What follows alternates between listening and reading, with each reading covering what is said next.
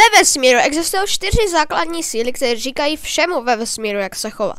Tyhle základní síly jsou elektromagnetismus, slabá jaderná síla, silná jaderná síla a poslední je tématem tohoto videa gravitace. O gravitaci se poprvé lidi začali zajímat v roce 1666, když pod jabloní seděl týpek jménem Isaac Newton.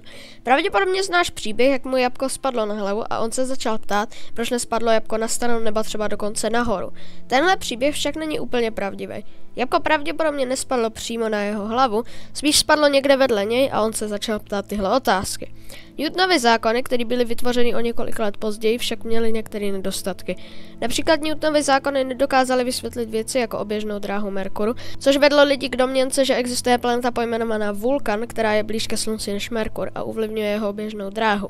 Tahle domněnka trvala 300 let, než přišel Albert Einstein a vytvořil teorii speciální a obecné relativity, která říká, že gravitace není něco, co věci přitahuje, je to spíš zakřivení časoprostoru. Celkově platí, že jak zákony Newtona, tak i Einsteina souhlasí s tím, že gravitace je něco, co je zodpovědný za přitažlivost mezi věcma z hmotností, jako je přitažlivost mezi hvězdou a planetou, nebo přitažlivost mezi tebou a atomem na druhé straně Země.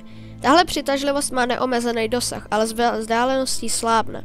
Čím blíž si k něčemu, tím silnější přitažlivost cítíš. Může se vzdálit jak daleko chceš, ale furt budeš přitahovaný tím jedním člověkem, který ho absolutně nesnášíš. Gravitace je taky nejslabší ze 4 základních sil, což dává smysl, protože asi neobíháš svůj dům.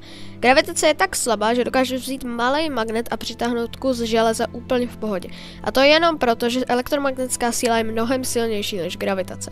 Tahle slabost jde vidět víc a víc, čím menší věci jsou. Například na kvantovém levelu gravitace v podstatě neexistuje, jelikož všechny ostatní základní síly jsou mnohem silnější, když se díváš na atomy.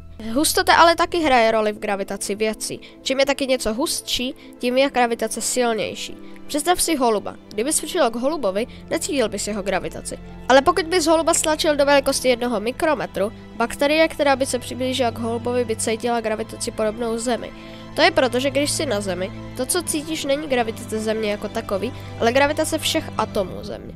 Pokud bys Zemi stlačil do velikosti například Měsíce, všechny ty atomy by najednou byly blíž k tobě. A jelikož gravitace je silnější, čím blíž k něčemu seš, na Zemi velikosti Země bys cítil silnější gravitace než na normální Zemi. Zpátky k našemu holubovi. Pokud budeme dál stlačovat holuba, nakonec se dostaneme k velikosti přibližně bilionkrát menší než proton. V tomhle bodě je gravitace holuba tak neuvěřitelně silná, že nic, dokonce ani světlo nemůže utíct jeho gravitaci. Což skolabuje našeho holuba do singularity, kterou obklopí horizont událostí a vytvoří to, co my známe jako černou díru. Celkově, gravitace je jedna z nejdůležitějších věcí ve vesmíru. Je to věc, která nám umožňuje žít a umožňuje vesmíru existovat. Kdyby tady nebyla, vesmír by byl úplně jiný, jestli by vůbec mohl existovat. Dobrou noc.